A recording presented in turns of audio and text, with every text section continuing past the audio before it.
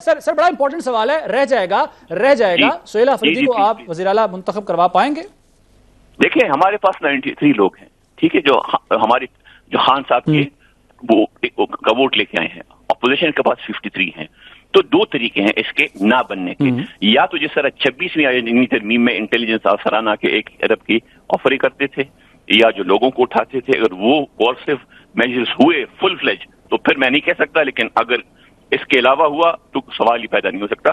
MP का भी बयान आ गया है, वो भी कहते हैं कि जी हमने ऑफर की गई थी 1 अरब की, हमारे एमएनए उसको हुई, तो ऑन रिकॉर्ड जुनैद अकबर साहब का आप बयान देख लें, बाकी सुने ना। तो बेसिक बात यह है कि जी मंदोखिल साहब कुछ कहना चाह रहे हैं आप? जी इसको मैं सर पॉइंट आ गया, नहीं पॉइंट नहीं, मैं आपको सिर्फ ये बता रहा हूँ कि अच्छा तो अब सवाल पूछेंगे तो मैं क्या करूँ? हमारे पास बंदे पूरे हैं। जी प्लीज बताइए। एक इशू ये था, एक इशू ये था कि जी वजीर आला का इस्तीफा वो भी मौसूल हो गया है, और वो एक दफा मौसूल हो गया है, तो उसके ऊपर एक्सेप्टेंस का कहीं पे आइन है ही नहीं। तो इंशाल्लाह कल परसों में इलेक्शन होकर सुहेल अफरीदी जो कि वर्कर हैं आएंगे। अच्छा ठीक है मंदोखिल साहब कुछ कहना चाह रहे हैं आप? देखिए पहला सवाल तो मैंने भी सवाल किए जहां अरबाब साहब ने किया है, क्या डॉक्टर आसिम को और अदी फरियाल को रात 12 बजे अस्पताल से घसीट के जेल में डाला? मैं 10 साल जेल रिफॉर्म्स कमेटी का हिस्सा रहा हूं गवर्नर सिंह के साथ। जेल का कानून है 6 बजे के बाद कोई कैदी आप डाल नहीं सकते हो। रात 12 बजे उन्होंने घसीट के खातून को जेल में डाला, ये रिकॉर्ड का हिस्सा है, ये क्या दुरुस्त है? दूसरा सवाल जो उन्होंने किया है कि 93 जो एमपी है, 93 एमपी आपका आजाद है, और आपका ट्रैक रिकॉर्ड ये है कि पिछली हुकूमत में आपके 22 एमपीए जो ना वो लोटे बन चुके हैं, और पिछली हुकूमत में 24 एमएनए आपके लोटे बन चुके हैं, पिछली असेंबली में पंजाब में 25 आपके लोटे बन चुके हैं, और वो सारे लोटे आपके उस वक्त बने थे जब वो पीटीआई के टिकट पे थे और नायबी का क्लास भी हो सकता था।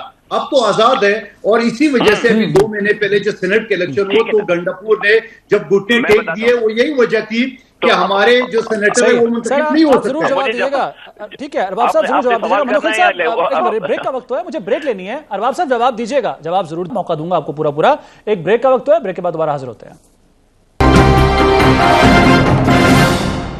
ब्रेक के बाद एक बार फिर खुशामदीद कहते हैं आपको। कादिर मंदोखिल साहब और शेर अली अरबाब साहब मेरे साथ मौजूद हैं, और ज्वाइन किया हमें सीनियर तजज़ियेकार जनाब ईसा राना साहब ने, उन्हें भी शामिल गुफ्तगू कर लेते हैं। बहुत शुक्रिया ईसा राना साहब वक्त देने के लिए। सर गुफ्तगू हो रही थी पाकिस्तान पीपल्स पार्टी और पीटीआई के मौक़िफ़ पर हम बात कर रहे हैं। एक तो 2 आपसे बातें करनी है। गुज़श्ता जो रोज़ की प्रेस ब्रीफिंग है DGI SPR की, उस पर यह कहना है पीटीआई के जो अरबाब साहब हैं उनका कि हम खुद दहशतगर्दी का शिकार सूबा हैं, और उनका ये मौक़िफ़ है कि बातचीत होनी चाहिए, और जो ये दहशतगर्दों या उन लोग मिलिटेंट्स को बसाकर यहाँ पर लाने का जो प्लान था वो सिर्फ और सिर्फ किसी एक गवर्नमेंट या किसी एक शख्स का नहीं है, बल्कि ऑन बोर्ड थे सब लोग। और उन्होंने हवाला दिया बिलावल भुट्टो जरदारी और शहबाज शरीफ साहब का भी एक मीटिंग में। सर एक सवाल ये ले लीजिएगा जी, और दूसरी बात ये कि जो सुहेल अफरीदी साहब का इंतखाब, वो कह रहे हैं हम उनको मुंतखब इसलिए करवा लेंगे, वज़ीर आला बना लेंगे कि हमारे पास MPs पूरे हैं, जबकि अब आज़ाद अगर अरकान हो गए हैं, इलेक्शन कमीशन ने करार दे दिया सुन्नी इत्तेहाद काउंसिल और पीटीआई के, तो कितना मुश्किल होगा अफरीदी साहब को वज़ीर आला बनवाना पाकिस्तान तहरीक इंसाफ के लिए? सर 2 सवाल आपके लिए। देखिए मैं आपको एक बात बताऊं, पीटीआई के लिए मुश्किल होगा या नहीं होगा, मैं ये समझता हूँ कि ये डेमोक्रेसी के लिए बहुत मुश्किल एक मरहला आ गया है। क्योंकि अगर रियासत ये कहती है कि हमने किसी एक शख्स को हमने नहीं होने देना, और उस सूबे की मेजॉरिटी की पार्टी ये कहती है कि हमने इसे करना है, तो एक इसका मतलब है कि एक क्लैश सा आ गया ना सामने।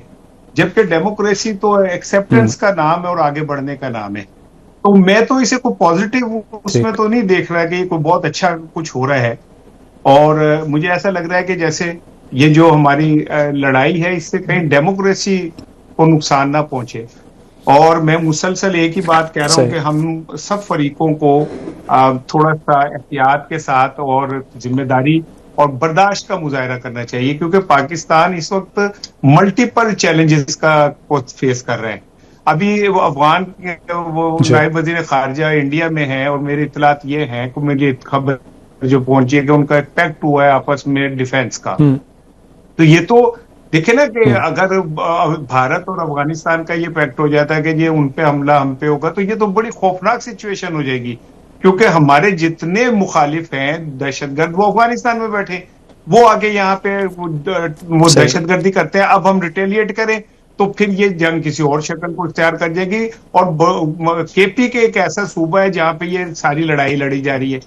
تو میں تو یہی ریکویسٹ کروں گا کہ بھائی اس موقع پہ تھوڑا سا افہام و تفہیم درگزر سے کام لینا چاہیے, اور PTI کو بھی اس سچویشن کو سمجھنا چاہیے, اور جو ہمارے ذمہ دار ہیں انہیں بھی اس سچویشن کو سمجھنا چاہیے, کیونکہ پاکستان اس وقت شدید مشکلات کا شکار ہے.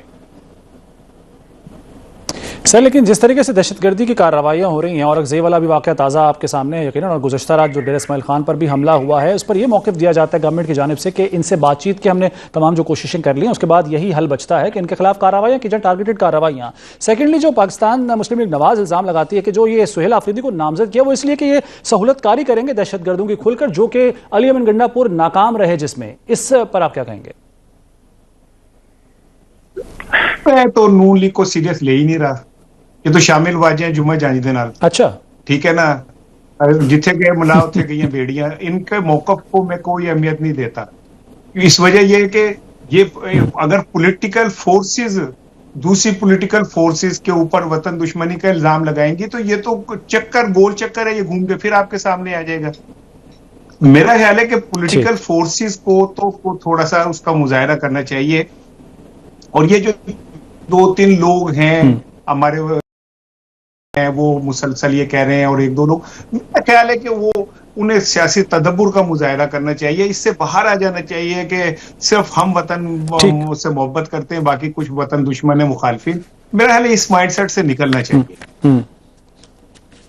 بالکل ٹھیک ہے سر, میرے پاس وقت بڑا کم ہے. مندوخیل صاحب مختصراً سر آپ سے, جو بھی اسحار رانا صاحب نے بھی فرمایا ہے کہ متحمل ہم نہیں ہو سکتے, میں نے ان کو جواب دینا تھا. آ رہا ہوں ارباب صاحب آپ کی طرف آ رہا ہوں, میں آ رہا ہوں آپ کی طرف آ رہا ہوں سر. مختصراً سر مندوخیل صاحب مختصراً, میں پھر اس کے بعد ارباب صاحب سے کلوزنگ ریمارکس لوں گا. جی میں تو رانا صاحب سے پہلے یہ بات کہہ چکا ہوں کہ جب پاکستان اور سعودی عرب کا دفاعی معاہدہ ہوا ہے تو یہ معاہدہ کیا مطلب صرف پاکستان پہ حملے ہوتے رہیں گے, سعودی عرب پہ ہو جائے تو پاکستان ساتھ دیں گے؟ تو جب پاکستان کے اوپر عملہ سعودی عرب کے اوپر عملہ تصور کیا جائے گا تو کیوں نہ سعودی عرب کا چینل کا, اسلامی دنیا کے چینل کو پاکستان نہیں استعمال کرتے ہیں افغانستان کے اوپر اثر رسوخ ڈالنے کے لیے؟ تو یقیناً اگر بھارت کے ساتھ افغانستان کا ہوا تو یہ ہمارے لیے تو تباہی ہے. تباہی اس وجہ سے ہے کہ یہاں پہ ظاہری بات ہے کہ پورا پختون بیلٹ ہے, اور اس پختون بیلٹ کے اندر جو ہے نا وہ افراتفری تو پختونخوا اور بلوچستان میں ہوتی رہی گی. تو میں سمجھ رہا ہوں کہ سعودی عرب کا چینل استعمال کرنا چاہیے پاکستان کو. ٹھیک ہو گیا سر.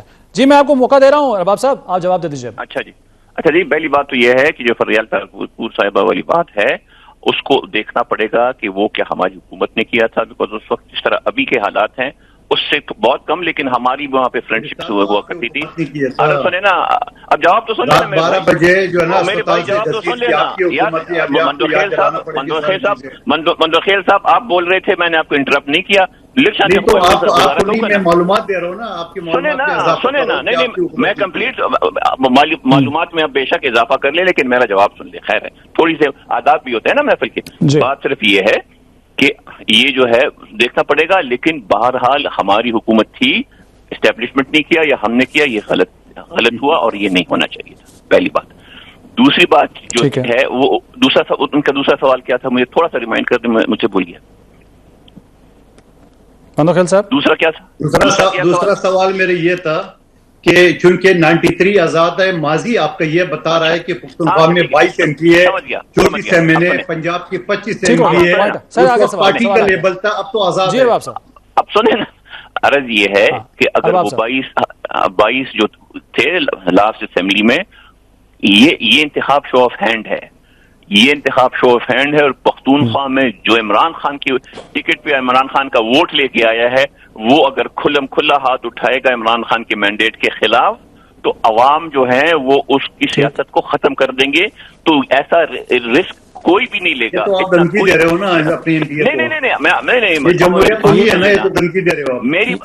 یہ ویسی ہی دھمکی ہے جب کہا گیا تھا کہ جی ان کو کوئی رشتے بھی نہیں دے گا. یہ